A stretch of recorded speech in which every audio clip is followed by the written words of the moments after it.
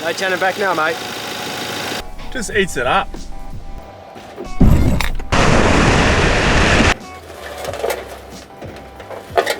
I hope that was a diff, and not the drive shaft. These bloody side steps. Holy moly! G'day guys, Ronnie Dale, Four Wheeling Australia, bringing to you another Hilux video. We got it dirty this time.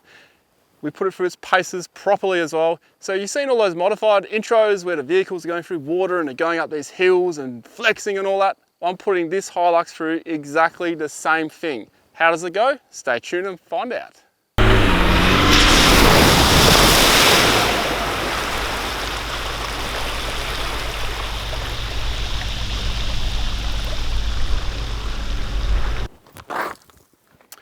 Rightio, we're down to 15 PSI and we will see how that performs. I've got a rough idea how it will go. I've had it down to 18 PSI before, but we're playing on rock today and I want to make sure I've got maximum traction so I don't make a mistake, because if I make a mistake, we're on rocks today, I want to keep my door panels and my seals intact. So every single tyre, 15 PSI, let's see how we go.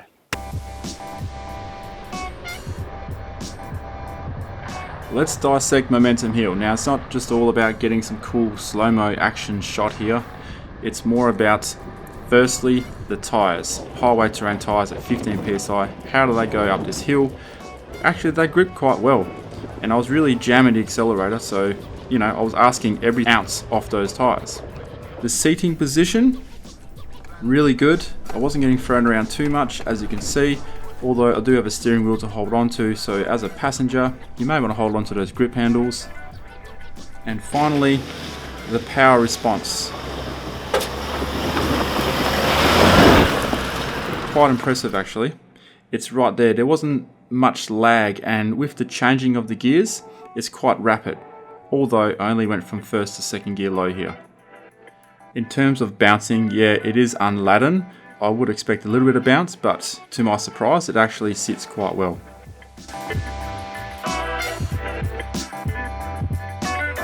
We're now doing a clearance test. The Hilux boasts 279mm of clearance. Let's put the wheels in the rut. We'll go rear locker. Nice and slow, because I think we are going to bottom out here. Rear locker just engaged now.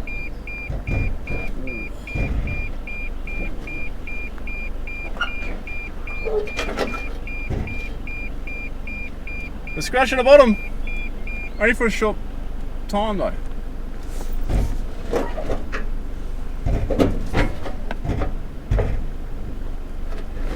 Oh, what is...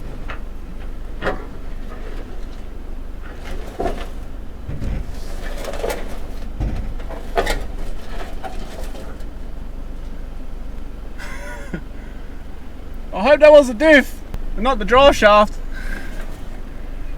Oh, front wheel's going to drop in right now. Back wheel's definitely off the ground. Let's have a look.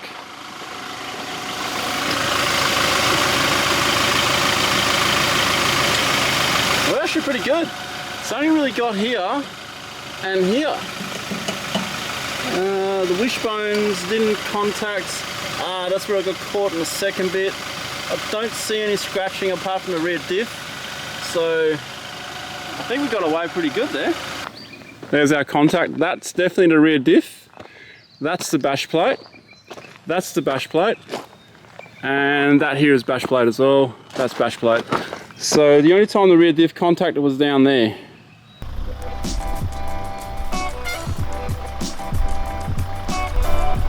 Definitely going to need to put the wheel over here, travel over that. I may contact a little bit on the side step here, but it shouldn't be too bad. Keep the tyres here, come up there, and here's just point and shoot really. And these lumps we've got to look out for, get the wheels on high lumps. And then I'll get to here, and then I'll assess the next part, because I want to see how the car behaves first. Full drive, sorry, not a car.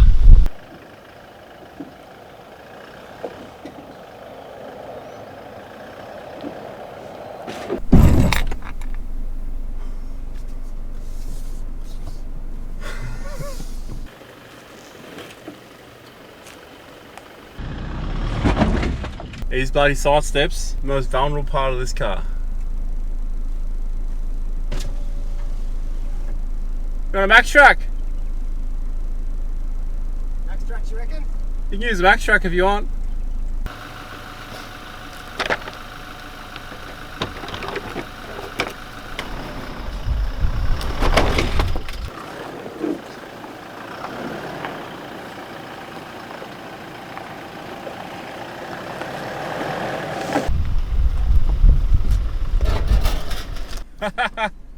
On the dash pan.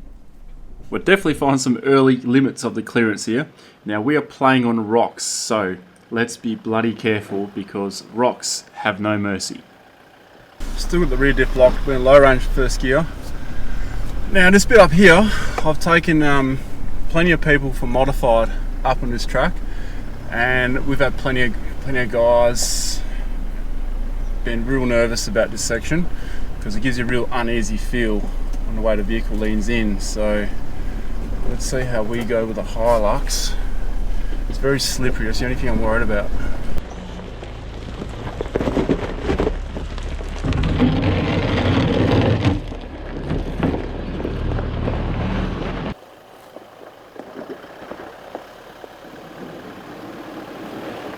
Bit of slippage. Up we go. A stock vehicle on this type of terrain, unfortunately that's about as fast as you can go. You can't go much faster than that without risking panel damage or componentry damage or something like that. So take it nice and easy on rocky terrain in a stock vehicle. What goes up must come down. And let's go down the same way and see how the vehicle behaves. We'll try a few different things, downhill assist and also the rear locker going downwards in automatic. How fast does it go? Let's just check it out. So downhill assist does not work when the rear locker is engaged. As soon as I take the rear locker off, downhill assist is activated. Let's give that a go.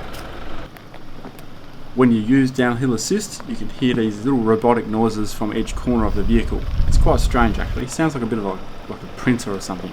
There are two ways you know it's working, you can feel it and you can hear it. Downhill assist goes a bit slower. Interesting. Turn the parking sensor off. Actually I'm going to leave the parking sensor on because I don't have a lot of frontal approach angle, so it might actually warn me. See what it does when we go into a hole. Seems to behave okay. So far so good. 100% without a doubt the weakest link on the Hilux so far is in fact the ramp over angle because it has such a long wheelbase. Those plastic side steps are only just protecting the sills and the bodywork. The hard hits, it's going to damage the body for sure. If you're not sure about an obstacle up ahead, always get out of your vehicle. We're now back down to that gnarly rock section with a stock vehicle. Going downhill, it's going to be a bit easier than going uphill, but we've got to be super careful. Otherwise, we're going to do panel damage. We don't want to do that.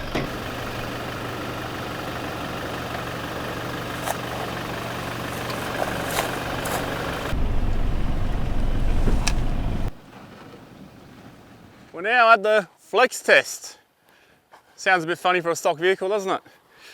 This section here, we take a lot of our modifieds through, and a lot of those vehicles actually are limited through this section. So if that Hilux can get through this, it's going to say something.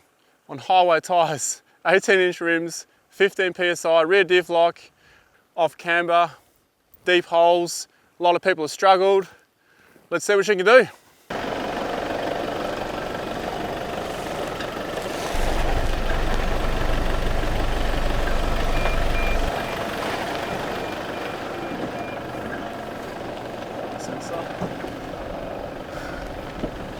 Oh my God.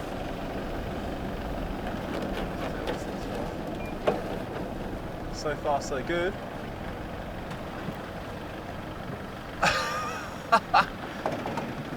Holy moly!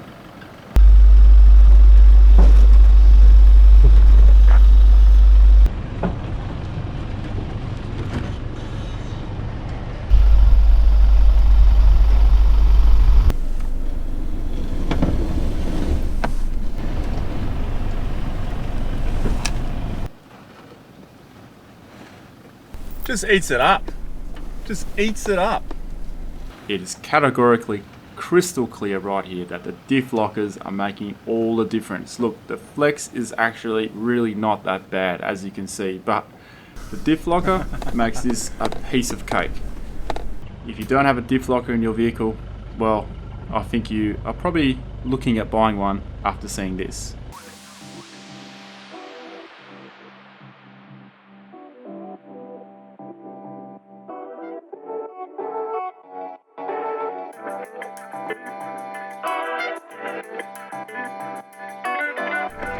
Let's get this thing dirty.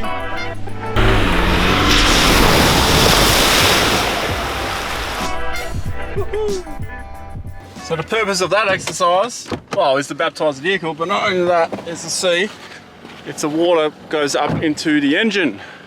Let's take a looky. Yes, it did. No turning back now, mate. Committed to the dirt.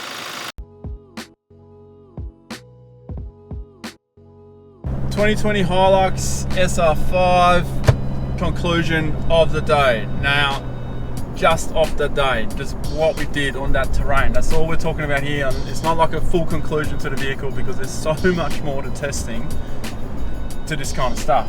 So, one thing I want to drop in first is do not look for rocky sections like we drove over. Don't go looking for them in a stock vehicle because human error is just a matter of time, which means panel damage is just a matter of time should that human error happen while you're driving over those kind of rocks. If you come across something like that on your track, sure, tackle it. The vehicle's capable of it. You saw it yourself, but don't go looking for it. That's all I just wanted to drop in there. The tyres, the highway tyres, pretty damn impressed. It's an eye-opener, it really is. I haven't been on highway tyres since I bought my Land Cruiser, and that was a long time ago, and I didn't really do much in it on highway terrain. Let's not be fooled though, because if it starts raining, if there's moisture on the ground, your traction is just gone. All-terrain tyres suffer from the same thing. Not as bad, but they suffer from the same thing. Traction is just dead, it's gone. Okay, these highway terrains, they're for the road and for the sand. That is it. They don't really belong out there. However, if it's dry, you've seen how capable they are, go for it, take it out, go for a spin, enjoy your four-wheeling in your stock vehicle before you need to fork out some money on some decent rubber or whatever. The capabilities of the vehicle, categorically awesome. Clear as day evidence. That rear locker makes the difference. Makes this vehicle so damn capable. You might ask, why didn't you try it without the rear locker?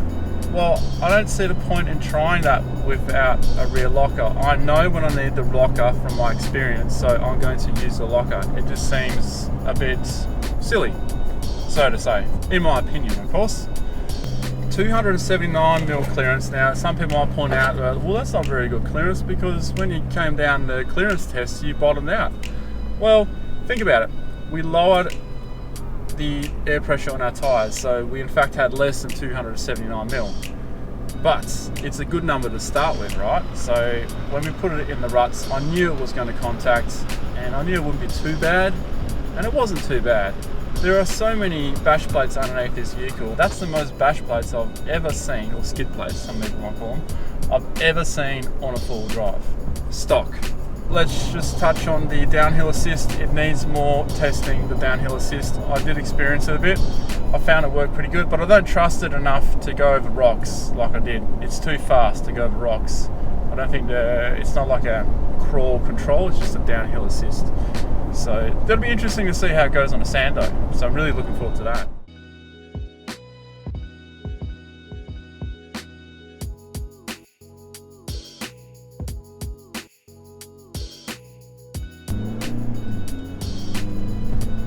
Woohoo! Guys can get up and go on full drive as well. Alright guys, thanks for watching. See you next time at the dunes. See what we can do there with this beast.